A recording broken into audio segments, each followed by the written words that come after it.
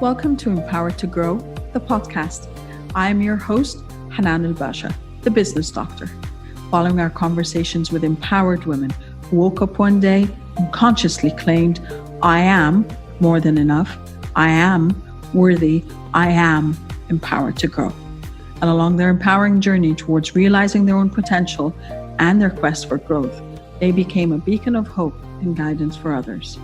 May you also find your inner power to grow.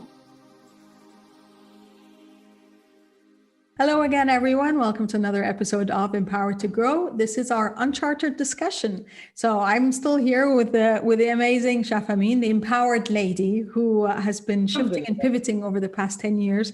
And of course, had to continue the conversation with her. And I wanted to touch on what we had actually just summed up in our previous episode. And we were talking about failure. And for me, it's kind of, I reframed failure in my life. What I walked out of saying, I failed in this, or I did that, or I made a bad decision. And this was, oh my God, how could I do this? And kind of really criticizing myself and holding myself accountable for every decision I made. I've reframed those in two things. And why? Because I talk a lot about mindset, because I've learned how to shift my mindset over the past few years. So for me, the first part was understanding that whatever decision I made in the past was as informed as possible decision. There's something called informed decisions, that you're doing it with whatever information you've got available. But for me, it's become as informed as possible. Yes, I could have had the information then, but that was the best I could do with the information I had, or the circumstances, or with how I felt. And that is one part of it. The second part was, and that allowed me to stop criticizing and stop bashing myself at every decision that I made at the time that did not turn out to be in my best interest, or that turned out to be just not the best decision possible. That was the first part. And then the second part, I started saying, okay, I stopped using the word failure or failed in any way. I started saying they were learning opportunities and reframing them as that, and saying, okay, what can I extract out of what happened? So as Maya Angelou says, it's kind of something along the lines of, now that I know better, I will do better. So, and yes, I'm not talking, as you were said, it's not about optimal, and it's not about optimum. I mean, I don't think we're never perfect. We never will be. But what we're trying to do is always to strive to become better versions of ourselves. And thus, I want to do better as much as I can. And that's, as I always say, that's what I keep telling our son all the time. Be a better version of yourself today than you were yesterday. Make yourself proud. And I think that is something that we were not conditioned with growing up. We were not taught to do that, because we were taught that you have to be an A student, or else you failed your parents. You have to, you have to do this, you have to do that. And especially as women, we're conditioned in that way as well. So we're conditioned with the you can't, you shouldn't, you won't, you're not able to, until you grow up and say, okay, maybe on a physical level, I could not be up to par with a lot of men, but mentally, emotionally, and aspirationally, I can be anything I want in any way that I want. I think these are the kind of messages that I would love for not just younger women and generations to know, but actually for us, for 40 plus, 50 plus. I work with so many women and I talk to them, and it's about that they've reached the pinnacle of their career, for example, and now they're doubting themselves. Now they're saying, am I able to do this? Am I a good mother? Am I a good wife? Am I a good employee, or even a business owner? I think that is the part that we need to start talking about more, shining the light on more, and extracting from our daily conversation. I have a story for you. When my parents moved from India to UAE. So I was born, raised in UAE, and they were not educated or anything. They were just, they loved me. They took care of me. I'm their only daughter. And I would say I had quite a privileged life, right? But I was raised to believe that all I need to do is get married and have babies. Yeah. I have a master's degree. I have worked in international companies around multinationals in Dubai, but that was all just a hobby, time pass till I get married. Yeah. And there were times when I had business ideas, but oh, you're like, my dad's a businessman. So I used to tell him, how about this? Like we can expand the business like this and all these amazing ideas in my 20s. And oh, but you're going to get married and gone. Like who's going to look after it? Like, no, like I was always shut down. Because you were paused because you were waiting for an event. I don't blame them, because that was how they were raised. Yeah. My dad has like 8 brothers and sisters. Oh, God. Only one woman has a college degree.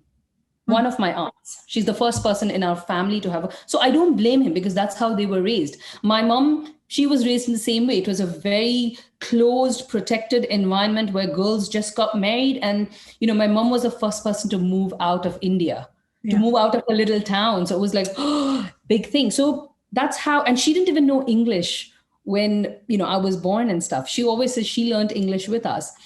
And I was raised that way. And it's only when I had my 3rd child, I have 2 daughters, the younger 2 are 2 girls. And that person asked me, what are you going to do when they grow up? And I was like, you know what? I don't want my children, my girls especially, because boys, they're going to go and work. It's ingrained into them. Even if we say nothing, it's ingrained into them. Yeah. But for the girls, I was like, I don't ever want them to think that they have to be dependent on anyone for their whatever they want to do in their life. Yes. Right. We're there to support you, but I want them to have that independence. And I want them to know that they can do anything that they want to do. Mm-hmm. So I think for me, like this business started off, like coaching started with that, because I want them to feel like my daughters are 10 and 7.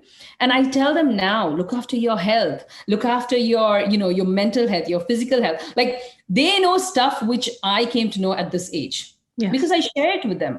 With my son, I have interesting conversations with my son, which I tell my mom about it. And she's like, I can't believe, like she finds it fascinating that I'm able to have such, how do I say, intellectual conversations with him, stuff like she would never, like me and my mom, we would never talk like that when we were younger. And I told her, look, times have changed. The kids live on social media, so we have a lot of questions to answer to. And I would rather my children come and ask me than go somewhere else and find the answers. True.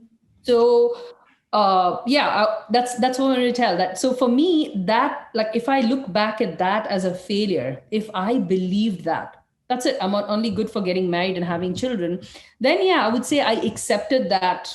And if I look back, man, that was a failure. Right. So I would say now I love that acronym, failure is the first attempt in learning. Mm-hmm. And I think this is what I always tell myself, you don't fail. Like I tell my clients, you don't fail. It's okay. Like, and for me, one of my goals is to really focus on sales. Like I want to, my client, like when I have clients, the whole point of having a coaching business is for my clients to get an income. So my focus is sales, and the foundation of sales is rejection. Yes, right? Of course. You're always gonna be rejected. The first sales call is gonna be a failure. So get used to it. Because if you're not gonna get used to it, you're not gonna grow. You're not gonna go ahead. If you're like one time you fail and that's it, oh my God, I cannot do this anymore, then you're done, man. So I say that. I say every rejection is a redirection. Exactly. So the more you fail, the more experience you have. Then if you fail once, then you know what, the second time, not to do those same mistakes. You try again. And I always say, if Mr. Edison had decided that, you know what, in my 890th time, that's it, I give up. We wouldn't have lights. Thank God he kept trying. Right. So it's the same. So I say, don't ever take a failure as a failure. It's a lesson. You're learning something. It's also an indication that it's not necessarily that you're doing anything wrong or there's a mistake. It just means that there is a bit of tweaking to fit whatever you are doing, whether it's a product that needs a little adjustment, it's a service that needs a little rewording or a little, kind of tweaking, whatever it is, it just means go back to the drawing board. That's one way to analyze it. The other part is maybe the person you are trying to approach is not an ideal client for you. And you have to embrace that, because also with everything that's happening in the world and the surge in coaching as an industry and information and knowledge sharing as an industry, and that in essence is what coaching is. You are sharing your knowledge and your experience, and what we call the experiential knowledge. It's knowledge that comes with experience, and tacit knowledge. It's knowledge that you've made work for you. So you're sharing that. But for you to be able to share that, you have to understand that you also need, on the other end, you need a receiving person and a person who aligns with you. And I think that's another thing that we don't think about a lot when we are doing any kind of business, whether it's a product-based business or a service-based business, is the alignment part. The alignment part means that that person requires my service or my product, and they would connect with it, and they would need it, and they need to use it in a way that serves them. And I don't have to feel like I'm compromising on my integrity, I'm compromising on my standards, compromising on anything just because I have to serve that target client.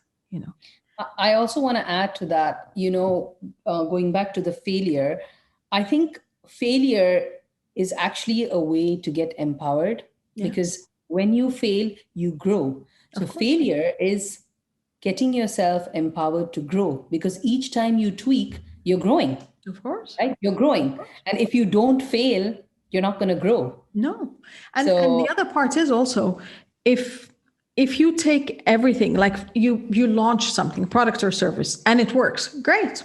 And you keep doing the same thing over and over and over again, and then it's not working anymore. It doesn't mean that you failed. It just means that you have to go back to the drawing board, Exactly. Or you think this was going to be a huge success. I launched a service. It was kind of a program I wanted to do. I had all the dreams for it. I spoke to people. They loved the idea. And it was a group coaching service. And I launched it and flattened out. And this was like, 6 months ago. I'm like, okay. Maybe it's not the right time for it, or it's not the right market for it, or I have not framed it in a way that people would relate to it. That's okay.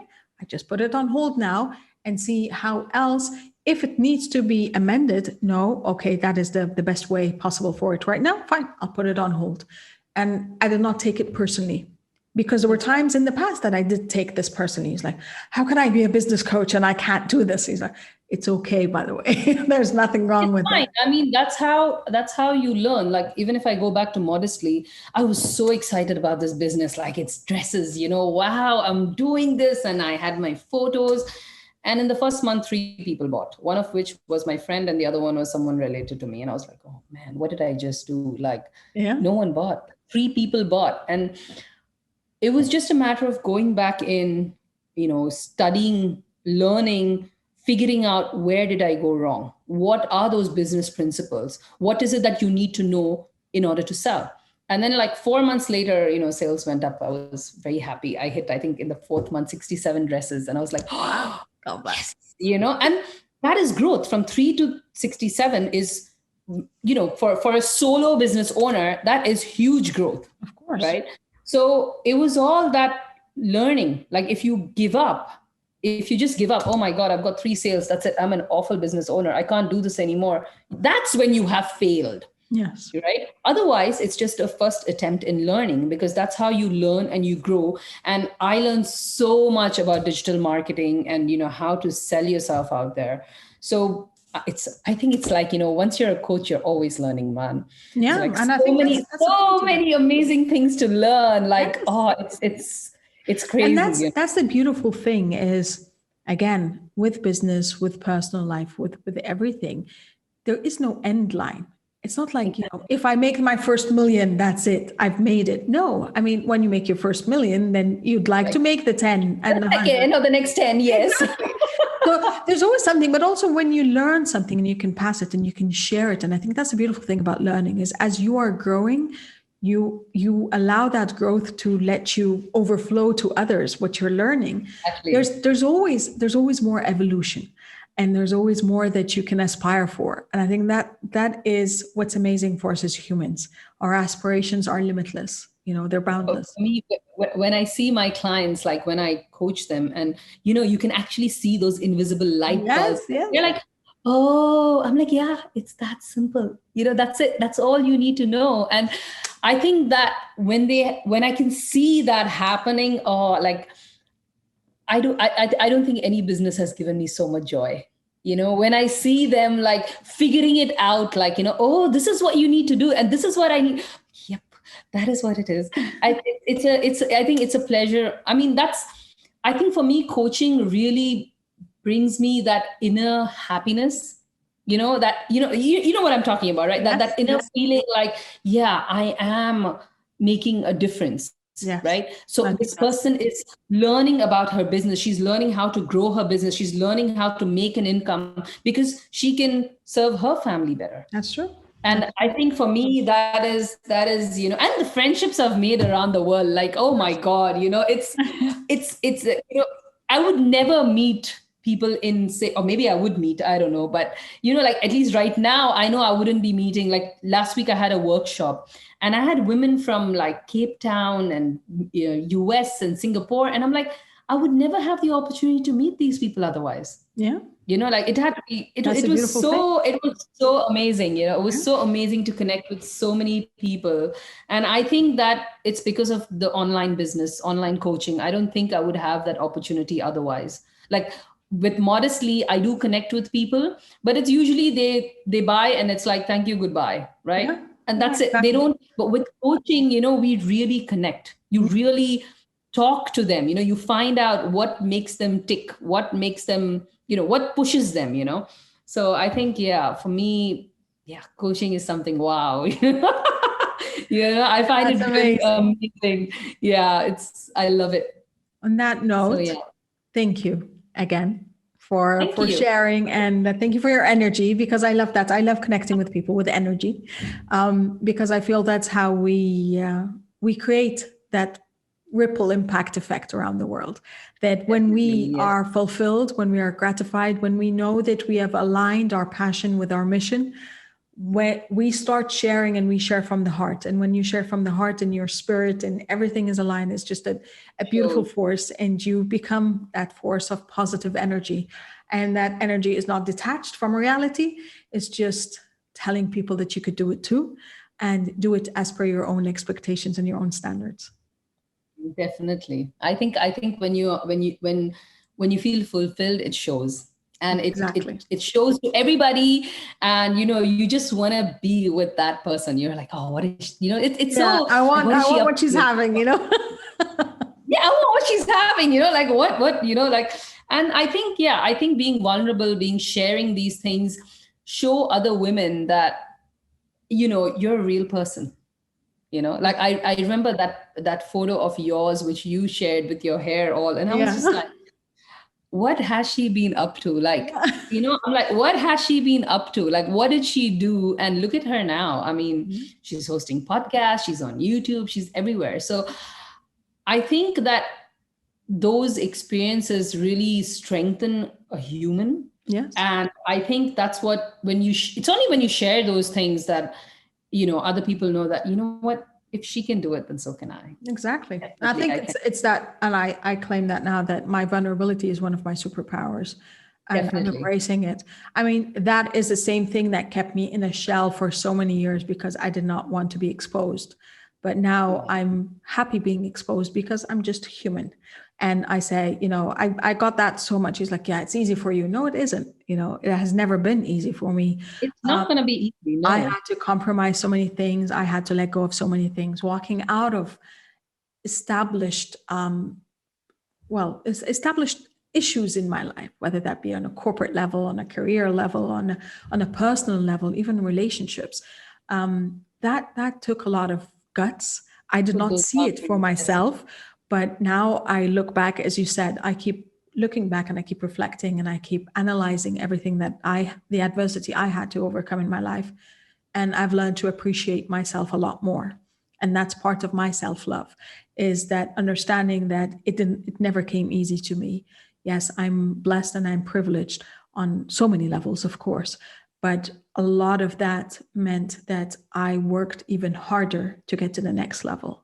And that next level took its compromises and took its cost and took its physical, financial, emotional, mental toll on me.